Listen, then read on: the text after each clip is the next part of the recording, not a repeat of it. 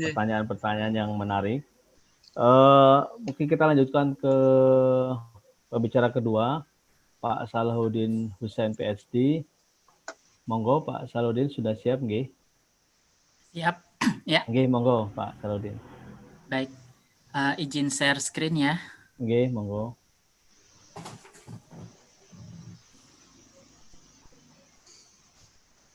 Ya, sudah tampak ya Pak Eko? Ya, sudah, sampun. Ya. Mohon maaf kalau nanti ada problem di suara, saya langsung diinterupsi saja ya, karena mungkin suara nggak stabil. Problem di laptop Pak. Baik, saya awali dengan Bismillahirrahmanirrahim. Assalamualaikum warahmatullahi wabarakatuh. Salam sejahtera untuk kita semua. Dan untuk para peserta Serawung ya, yang diselenggarakan oleh MPK PI ITS. Nah, saya ucapkan terima kasih kepada MKPI ITS yang berkenan ya mengundang saya untuk menjadi pembicara di sesi pertama Serawung ini, dan saya menyesuaikan topik yang disampaikan oleh panitia, yaitu mengenai tektonik lempeng dan Ring of Fire. Jadi saya akan fokus di sana. Mohon kepada para peserta saya minta maaf sedikit karena sedikit zoom out setelah pemaparan dari Prof. Tetuko tadi ya. Jadi kita akan melihat big picture dulu. Baik, jadi saya stick on the term gitu ya. Jadi berpegang pada terminologi Ring of Fire itu kalau pemahaman para ahli kebumian selama ini itu mengacu pada satu area di bumi kita, yaitu tepian Samudra Pasifik. Jadi di sini kita lihat, ini saya tampilkan dua proyeksi peta ya. Yang pertama ortografik, sehingga bisa mempertahankan bentuk globe-nya, ya, bentuk bulat gitu ya, karena bukan bumi datar. Kemudian ini ada proyeksi hammer. Nah, dari kedua proyeksi ini kita melihat bahwa luasan Samudra Pasifik itu nyaris tidak bisa kita tampilkan dalam satu tampilan peta ortografik ya di sini. Jadi proyeksi hammer lebih bagus ya, karena kita bisa menunjukkan apa yang dimaksud sebagai cincin api Pasifik atau Ring of Fire tersebut. Jadi Ring of Fire atau cincin api Pasifik itu adalah deretan gunung api. Jadi merupakan proses orogenik magmatik ya, yang berlangsung, yang terjadi di sepanjang tepian Pasifik, dari tepi barat ya, di kawasan Asia sampai ke Australia di selatan, dan kemudian masuk di kawasan Amerika ya, Amerika Selatan dan Amerika Utara. Jadi imajinasi observer, pengamat itu membayangkan kemudian dia bentuk cincin gitu ya. Jadi karena bentuknya melingkar.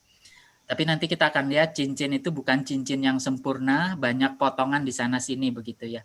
Nah, mengapa cincin api Pasifik terbentuk? Mari kita lihat pengontrolnya, yaitu tektonika lempeng. Jadi permukaan bumi kita ini ya, yang bagian atasnya tersusun oleh kerak bumi, batuan yang paling ringan yang menyusun bumi ya, umumnya bersifat silikat asam sampai menengah, itu membentuk potongan-potongan kerak bumi, di mana masing-masing potongan ini bersama-sama dengan sedikit bagian mantel membentuk unit litosferik, ya, itu bergerak secara lateral, dominannya lateral, vertikalnya ada tetapi dominannya lateral. Arahnya ditunjukkan oleh panah-panah ini ya, dan angka yang tercantum di sini ini adalah angka kecepatan dalam milimeter per tahun ya. Jadi kita lihat Pasifik ini merupakan lempeng samudra. Yang dimaksud lempeng samudra itu dia tersusun oleh kerak bumi yang ada di bawah samudra ya. Dia di bawah air karena dia berat ya di situ. Jadi dia sepenuhnya tersusun oleh mineral-mineral silikat yang bersifat basaltik ya, atau mafic ya di sini. Nah, kita lihat ya di sini interaksi dari lempeng Pasifik ini, utamanya dia di bagian utara Amerika ya, atau Amerika Utara ya, kemudian di bagian timur dari lempeng Eurasia, di mana kemudian dia berinteraksi dengan lempeng Pasifik. Nah, lempeng Pasifik ini, lempeng Filipina ini adalah lempeng kerak samudra juga, tapi ukurannya lebih kecil ya dibandingkan lempeng Pasifik ya di sini. Kemudian dia berinteraksi lagi ya dengan bagian utara Australia dan bagian timur Selandia Baru. Nah, bagaimana dengan Amerika Selatan? Amerika Selatan sebetulnya tidak punya kontak langsung dengan lempeng Pasifik, ya, tetapi dia berhubungan dengan lempeng Nazca dan lempeng Cocos ya di sini. Nah, lempeng Nazca maupun lempeng Cocos ini sebetulnya terbentuk akibat pemekaran lempeng Pasifik ya di sini, di mana lempeng Pasifik didorong ke arah barat, otomatis ada material kerak yang terbentuk didorong ke arah timur ya di sini.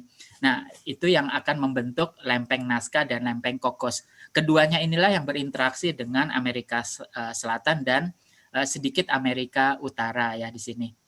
Nah, kalau kita lihat di sini ya simbol berupa sisir yang ujungnya runcing segitiga ini adalah simbol batas lempeng yang bersifat konvergen, benturan ya. Sementara yang di tengah sini ya yang berwarna merah dengan panah yang saling menjauh ini adalah batas diverging atau batas memisah, batas yang saling menjauh ya di sini. Nah, cincin api Pasifik tadi kalau kita plotkan, dia akan berada pada simbol yang berupa sisir segitiga itu ya. Jadi bisa kita simpulkan di sini bahwa cincin api Pasifik itu terbentuk dari interaksi lempeng-lempeng kerak samudra yang kemudian berbenturan dengan lempeng-lempeng kerak benua. Jadi ada kerak benua Amerika Utara, kerak benua Eurasia, dan kerak benua Indo-Australia dan sebagainya ya di sini. Nah, kalau kita lihat di sini bagian yang tidak punya simbol sisir tadi itu nggak punya cincin, cincinnya putus gitu ya. Nah, cincin putus itu biasanya dia hubungannya bukan lagi converging, bukan lagi benturan, tetapi bersifat transforming. Transforming itu adalah masing-masing lempeng itu hanya bersisipan atau berselisih jalan. Dia tidak saling membentur, tapi semacam bergesek saja. Sehingga di dalam kondisi tektonik seperti itu, cincin api kita putus ya. Kenapa? Karena tidak ada benturan lempeng di situ ya. Nah, dia putus di Amerika Utara ya, di mana di sini terkenal sebagai San Andreas, dan dia juga putus di Indonesia Timur, di Papua ya, putus di sini. Kalau di Amerika Utara ada sesar geser ya, pergesekan antara lempeng Pasifik dengan lempeng Amerika Utara ya, difasilitasi oleh sesar San Andreas. Nah, pergeseran lempeng Pasifik dengan lempeng Indo-Australia di utara Papua itu difasilitasi oleh sesar Sorong. Jadi sama gitu ya, mekanismenya sama. Kehadiran sesar transform itu akan menghilangkan kehadiran gunung api ya di wilayah tersebut. Nah, kemudian ada yang menarik ya, yaitu interaksi lempeng Pasifik dengan lempeng Filipina. Apa yang menarik ya? Kalau yang lain dia berinteraksi dengan lempeng-lempeng benua, di mana gunung api itu muncul ke permukaan, maka pada interaksi lempeng Pasifik dengan lempeng Filipina, gunung apinya ada di bawah permukaan laut, muncul di dasar laut, tidak muncul ke permukaan laut. Ya, nah di bagian ini kita kenal sebagai permukaan bumi paling dalam, gitu ya, yaitu Palung Mariana. Kedalamannya dari permukaan laut hampir 11.000 km ya di situ. Di situ juga terbentuk deretan gunung api. Nah, kalau kita lihat hubungan antara cincin api Pasifik dengan gempa bumi, terlihat sekali begitu ya pada interaksi lempeng-lempeng yang saling converging atau berbenturan. Ya, titik merah ini gempa dangkal, titik hijau ini ya sana sini ada, itu gempa menengah kedalamannya sampai 300 km, lebih dari 300 km kedalamannya itu disebut sebagai gempa dalam, warnanya biru gitu ya di sini.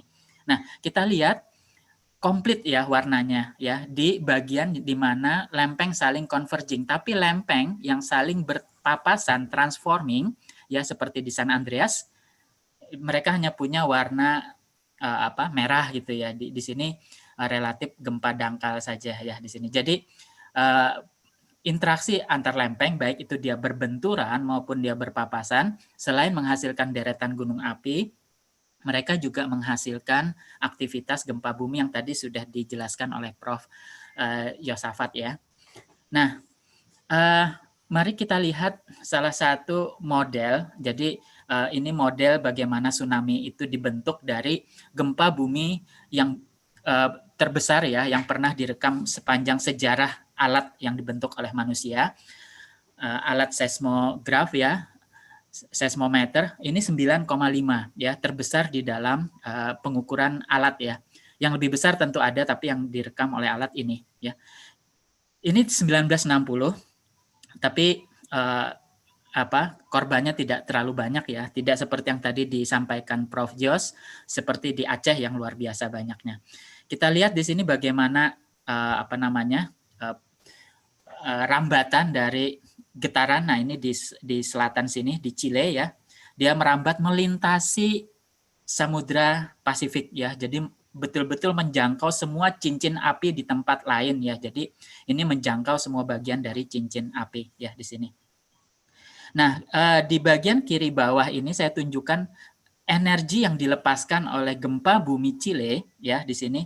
Ini nyaris 1/4 dari semua energi gempa bumi yang pernah dilepaskan semenjak seismometer ditemukan ya, dari 1906 itu sampai sekarang itu hampir 1/4 energinya hanya berasal dari satu gempa bumi ini ya di sini. Cukup lambat ya, bisa dipercepat nggak ya? Oke, nah ini ya. Jadi bagaimana dia sudah menjangkau semua bagian dari Pasifik di sini. Jadi salah satu tantangan, challenge, ancaman potensi dari cincin api Pasifik selain gempa bumi, gunung api, itu adalah tsunami. Tsunami ini jauh lebih berbahaya karena dia bisa menjangkau semua bagian tepian Pasifik ya di sini. Yang besar ya, itu bisa menjangkau. Baik, nah bagaimana dengan gunung api ya? Kalau kita lihat ini deretan gunung apinya, ada ratusan gunung api aktif di sepanjang cincin api Pasifik ya di sini.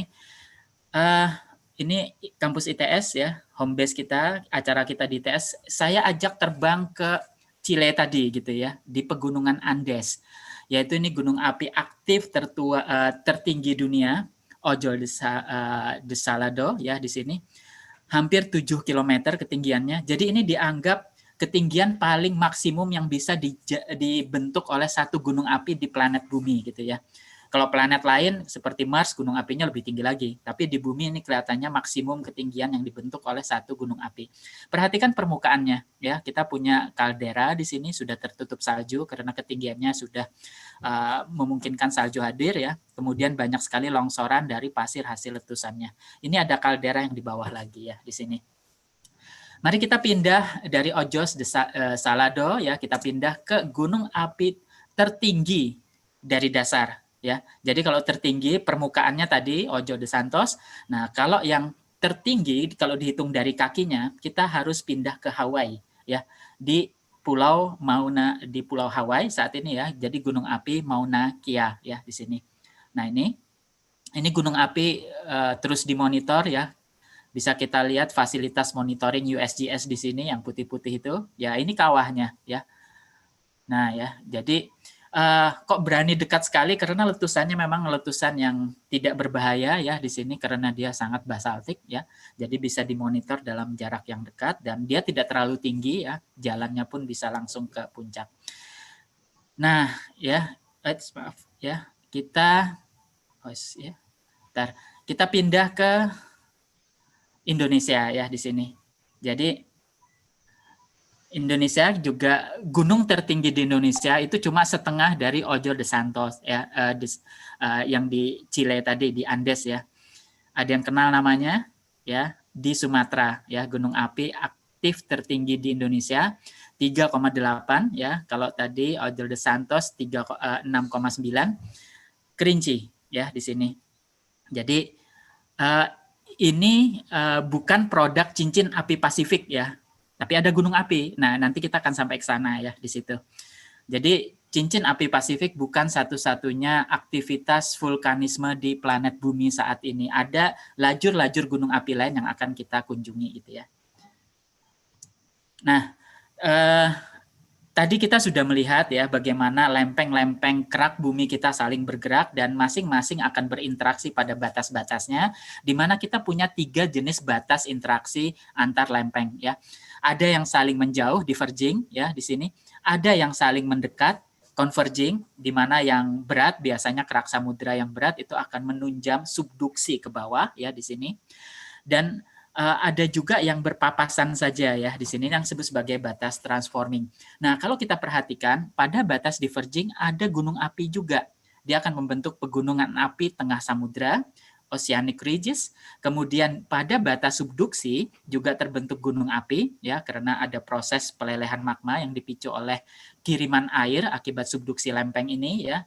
Kemudian ada juga gunung api yang tidak terikat pada tektonik lempeng, itu disebut gunung api hotspot ya, titik panas di sini. Ya contohnya. Jadi dia tidak mengikuti aktivitas lempeng. Jadi kita abaikan dulu sementara ini ya. Karena apa? Karena cincin api Pasifik jelas sekali dibentuk oleh interaksi lempeng ya di sini. Nah, sedikit teori di sini bagaimana interaksi lempeng yang berat ya terhadap yang ringan, maka yang berat dalam hal ini yang warna biru dia akan masuk menunjam ke bawah subduksi, dan karena beratnya dia akan menarik lempeng yang di atas yang warna kuning ya, sehingga lempeng yang di atas itu meregang, terpisah ya atau menipis, maka di sana akan muncul peregangan di kerak yang ada di atas dan juga muncul gunung api. Nah, perhatikan kedalaman di mana lempeng ini berhenti ya, slab rest ya. 700 km itu adalah batas mantel atas dan mantel bawah ya di situ. Nah, dia akan melengkung. Kenapa melengkung? Karena bentuk bumi sferis ya. Jadi otomatis kalau interaksi dua bidang datar pada bidang lengkung, dia akan menghasilkan bentuk curvature seperti ini ya. Nah, kita lihat siklus Wilson. Siklus Wilson ini adalah bagaimana sebuah kerak samudra bisa terbentuk di gambar sebelah kiri. Ya, ini sebuah benua pecah, retak ya, saling menjauh terbentuk kerak samudra, di mana kerak samudra ini merupakan material mantel yang mendingin di atas ya, di sini membentuk kerak samudra. Dan ini bisa tertutup kembali. Nah, siklus Wilson di mana sebuah benua bisa terbentuk sebagai embrio, kemudian sebagai samudra muda dan samudra tua, itu ada semua contohnya di bumi kita saat ini ya. Contoh samudra yang masih embrionik ya, yang akan sedang terbentuk di lembah timur Afrika, yang sedang juvenil ya, bayi gitu ya, itu di Laut Merah ya. Kemudian yang sudah dewasa, mature, itu adalah di Samudra Atlantik. Kemudian yang sudah tua ya, renta ya, itu declining, itu ada di Samudra Pasifik. Dan yang sudah berhenti, sudah tertutup terminal, itu ada di Laut Mediterania ya di sini. Kita akan lihat masing-masing sana. Nah, saya akan mengajak secara singkat saja ya bagaimana interaksi atau karakter dari cincin api Pasifik ya, karena tadi beda-beda kan. Di Amerika Selatan, subduksi ya, subduksinya ada dua tipe. Subduksi dengan membentuk sudut yang terjal dan subduksi yang membentuk sudut landai ya. Biasanya sudut landai itu dia akan menghasilkan sabuk pegunungan orogenik yang lebar ya, seperti di tengah ini. Kalau dia menipis, mengecil ya sabuknya, itu artinya sudut penunjaman semakin dalam ya di situ. Itu karakter di Amerika Selatan. Pindah ke Amerika Utara. Amerika Utara ini hilang ya subduksinya, tinggal subduksi dari Juan de Fuca ya di sini di batas antara Amerika Serikat dan Kanada ya, di mana gunung api muncul di sana di daerah Vancouver ya. Nah, kita lihat di sini bagaimana kehadiran sesar geser San Andreas ya akibat berubahnya subduksi menjadi sesar transform tadi. Kita pindah ke Alaska ya, sabuk Aleutian ya di sini. Di sini juga subduksi ya, ini grafiknya. Ini lempeng Pasifik masuk ya di bawah benua Amerika Utara ya di sini, sehingga muncul gunung api Aleutian ya di sini. Di Rusia Kuril ya di sini, sabuk Kuril ya di sini, ini juga sama seperti yang ada di Aleutian. Kemudian pindah ke selatan Jepang. Jepang ini unik ya. Kenapa? Karena ada 3 lempeng di sana ya, lempeng Pasifik, lempeng Filipina ya, saling berinteraksi dengan lempeng benua Eurasia ya di sini. Maka bentuk Jepang itu khas tadi ya. Ini bagaimana perkembangan Jepang ya menghadapi 3 lempeng saling berinteraksi tadi. Pindah ke selatan lagi, Filipina yang punya lempeng Filipina ya di sini. Kita lihat ini adalah warna-warna di mana kerak samudranya muncul dan mekar. Jadi ini dia terbuka ya, didorong ke utara dan didorong ke selatan ya di sini. Nah, evolusinya ya tadi sudah ditunjukkan oleh Prof Jos ya di sini. Ya, cuma ini saya ambilkan gambarnya saja bagaimana evolusi tektonik di Indonesia. Cuma dalam hal ini kita fokus di Laut Filipina ya. Bagaimana Laut Filipina itu terbuka dan kemudian dibentur oleh Pasifik ya di sini. Nah, kita pindah ke Papua ya. Papua itu di bagian baratnya walaupun di sini ada simbol subduksi, tapi ini subduksi yang muda sekali, baru 1 juta tahun. Sebelumnya dia hanya dibatasi oleh sesar Sorong ya, maka tidak ada vulkanisme di Papua ya di sini. Nah, sementara di Papua New Guinea atau Papua Timur ya, kita punya subduksi, maka ada gunung api yang muncul ya, terutama dengan kehadiran Laut Bismarck di sana. Nah, bagian akhir ya perjalanan kita keliling Pasifik ya, kita ke Selandia Baru. Ya, Selandia Baru ini unik karena subduksinya 2 arah. Ya, tapi bergantian. Yang pertama subduksi dari timur ke barat, kemudian di selatan ya, ini subduksi dari barat ke timur ya di sini. Nah, ini kita lihat diagramnya ini dari barat ke timur, di utara, timur ke barat ya di sini. Jadi berbeda seperti itu. Nah, Selandia Baru sebetulnya bagian dari Australia, tapi kemudian dia terpisah ya, sehingga membentuk kerak samudra di sini. Nah, apa yang dapat kita pelajari dari Ring of Fire? Ini Ring of Fire itu panjangnya 40.000 km ya. Dia tersusun oleh ada kerak samudra, yang besar Pasifik, yang kecil-kecil ada Nazca, Cocos, ya Filipina, Juan de Fuca. Nah, apabila dia mensubduksi kerak benua, dia akan menghasilkan volcanic arc. Apabila dia mensubduksi masuk di bawah kerak samudra, dia akan menghasilkan island arc, busur gunung api kepulauan. Dan di Laut Filipina ada yang unik, gunung apinya nggak muncul, itu kita sebut sebagai submarine arc volcanoes ya di sini. Nah, kita catat tadi cincin api Pasifik tidak menerus, dia putus di Amerika Utara dan di Papua Barat ya di sini akibat apa? Kehadiran sesar transform yang menggantikan subduksi. Nah, kita lihat tadi ya, tantangan dari kehadiran cincin api Pasifik adalah adanya potensi bencana, gempa bumi, tsunami, dan letusan gunung api ya. Ini yang harus dipetakan dan dimonitor. Kita lanjut ya. Tadi bukan bukan penutup ya, kita lanjut sedikit. Nah, ada nggak gunung api lain? Ada ya, gunung api yang bahkan lebih panjang daripada cincin api Pasifik, yaitu gunung api tengah samudra, mid-oceanic ridges ya.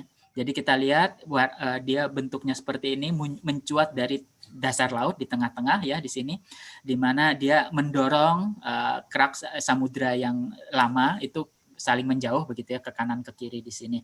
Jadi ini panjangnya ini saling menyambung ya di permukaan planet kita. Ini akibat proses divergen tadi ya, pemisahan antar lempeng di sini. Ya ini 60.000 kilometer. Nah, ini relatif kurang challenge-nya, tantangannya terhadap kehidupan kita kurang ya, walaupun mereka bisa menghasilkan tsunami ya akibat letusan gunung api. Nah, kemudian kita masuk di sabuk yang lain ya, sabuk gunung api yaitu sabuk Alpida, Alpine Himalaya di sini. Dia dari Laut Mediterania. Tadi kita lihat Laut Mediterania itu closing ya di situ. Nanti kita akan lihat apa yang closing di sana.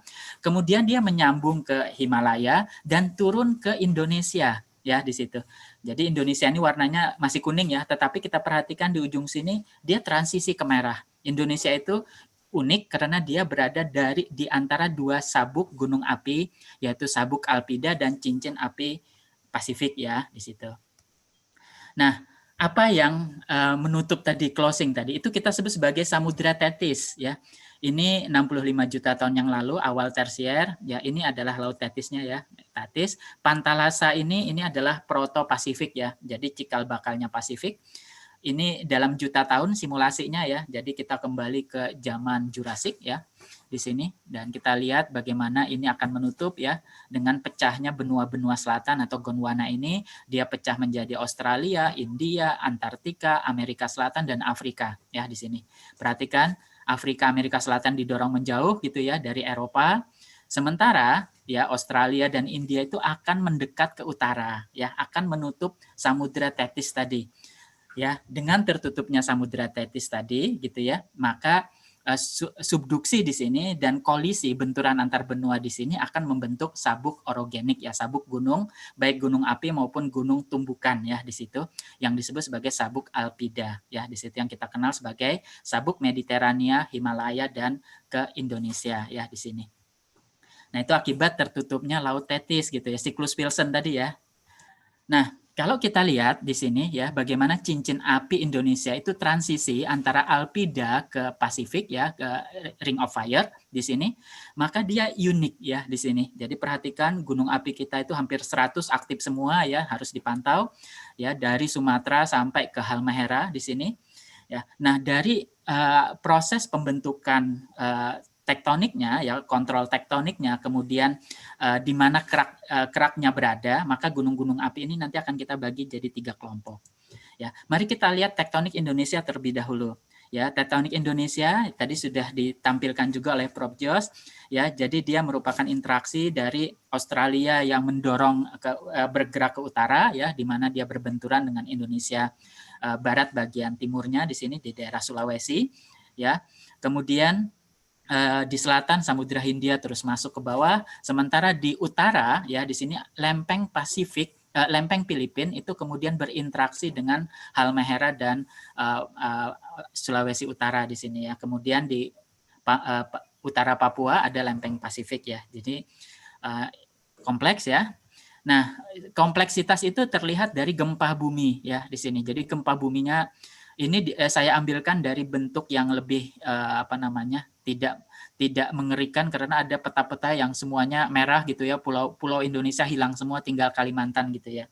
Nah, Kalimantan seperti yang disampaikan Prof. Jos ya, juga ada aktivitas tektonik tapi dikategorikan lemah ya, tidak seintens ya di bagian tepi di mana interaksi lempeng di selatan, di timur ya itu aktif ya di situ.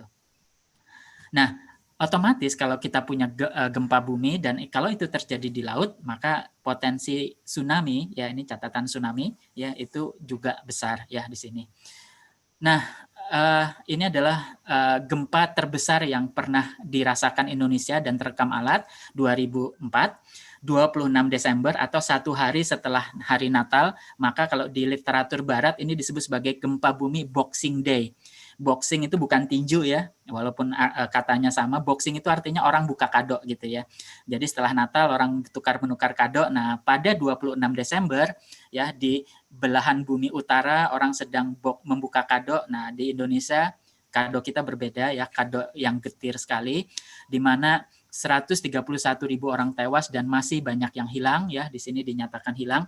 Akibat apa? Ini disebut sebagai aktivitas megatrust, yaitu lempeng yang subduksi ya, kemudian melepas gempanya. Bisa kita perhatikan ya bagaimana getaran tadi bergerak ke utara ya, jadi tidak tunggal ya.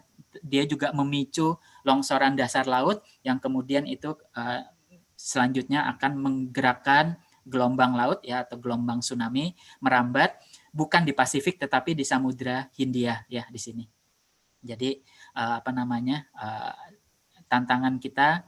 Nah, ini saya percepat ya di sini. Jadi bukan hanya di di Pasifik saja ya ancaman Indonesia terhadap tsunami, kita juga punya Samudra Hindia yang harus kita amati ya di sini. Nah, kemudian tektonik Indonesia ini unik ya. Tektonik itu membuat terbentuknya pegunungan, mengangkat pegunungan dengan cepat ya. Tapi di sisi lain apa? Dia kemudian juga membentuk cekungan-cekungan laut di mana sebagian cekungan laut itu menurun dengan cepat. Nah, ini kemudian berakibat pada munculnya satu tantangan sekunder ya, yaitu potensi gerakan massa. Kalau kita lihat yang merah-merah ini itu identik dengan lajur pegunungan ya di sini, yaitu pegunungan dari Sumatera, Jawa, kemudian ke Sunda Kecil, di Sulawesi juga ya, dan Papua juga. Artinya apa? Daerah kita ini daerah yang aktif orogenik, pembentukan pegunungan karena konvergensi benturan lempeng tadi. Mereka akan membentuk topografi yang tinggi, di sisi lain lautnya juga didalamkan oleh proses tersebut ya. Maka secara gravitasi lereng yang terjal ini memungkinkan banyaknya peristiwa tanah longsor atau gerakan massa ya. Ini juga challenge kita ya. Bukan diakibatkan oleh tektonik, tapi tektoniklah yang menyediakan framework gitu ya, supaya potensi bencana ini muncul gitu ya. Nah, ya, mari kita lihat ada 3 lajur ya pegunungan di Indonesia ya sebagai transisi dari Alpida ke Pasifik, yaitu lajur Sunda ya di sini dari Sumatera sampai ke Sumbawa ya. Karakternya seperti ini, subduksi ya di bawah Sumatera dan subduksi di bawah Jawa. Kalau di apa namanya di Jawa lebih menunjam, sementara kalau yang di Sumatera lebih landai ya. Nah, ini adalah peristiwa Krakatau, longsoran Krakatau 2018 ya. Jadi dia menghasilkan tsunami seperti ini. Jadi di Indonesia tsunami itu nggak cuma gempa ya, gunung pun juga bisa menghasilkan gempa, atau tanah longsor di dasar laut ya akibat terpicu gempa juga bisa menghasilkan tsunami. Yang kedua, lajur Banda. Nah, lajur Banda ini ya beda lagi. Kalau yang di lajur Sunda tadi akibat masuknya ya Samudra Hindia, lempeng Samudra Hindia di bawah Indonesia. Nah, kalau Banda ini masuknya kerak Samudra Protobanda atau Banda Imbayment di bawah laut Banda yang ada saat ini ya di sini. Jadi ini sangat tua sekali, dia berat, dia masuk ke bawah sampai di 700 ya, dia berhenti rest on di sini ya, dan dia bentuknya memang sudah seperti bentuk sendok ya. Kemudian dia karena berat terputus di bagian utara di Buru dan Maluku ya di sini. Dan di sini ada pulau Gunung Api Banda ya sebagai nama dari lautnya, Laut Banda di sini. Nah, yang terakhir di sini lajur Gunung Api Halmahera. Berbeda dengan lajur gunung api Sunda maupun lajur gunung api Banda, lajur Halmahera ini ada 2 ya. Ada yang di sisi barat ya di lengan utara Sulawesi sampai ke Filipina, dan ada yang di lengan barat Halmahera. Kenapa bisa terjadi 2? Itu karena masuknya ya kerak laut Maluku ya ke bawah di sini, dan dia menunjam ke barat sehingga ada gunung api di lengan utara Sulawesi, dan dia juga menunjam ke timur sehingga ada gunung api di Halmahera ya. Jadi itu menjelaskan kenapa lajur gunung api di Halmahera ini unik, ada 2 ya di sini. Jadi ini Gunung Gamalama, ikon daerah tersebut ya, ini digambar oleh zaman kolonial terlebih dahulu. Mari kita simpulkan apa yang bisa kita simpulkan. Cincin api Indonesia itu unik ya di situ. Kenapa? Karena dia peralihan dari sabuk Alpida ke cincin api Pasifik Ring of Fire ya. Kemudian kita bisa bedakan ya berdasarkan karakter tektoniknya menjadi 3 lajur, lajur Sunda, Banda, dan Laut Halmahera. Nah, potensi bencananya otomatis harus kita pertimbangkan gempa, gunung berapi, tsunami, dan gerakan massa. Ya, ini menjadi satu tantangan bagi kita. Ya, dan saya akhiri dengan ucapan terima kasih ya, dan materi presentasi bisa diunduh pada tautan ini. Tadi juga sudah saya tulis di chatroom ya. Demikian saya kembalikan ke moderator Pak Eko. Oke, terima kasih Pak Salahuddin. Sangat menarik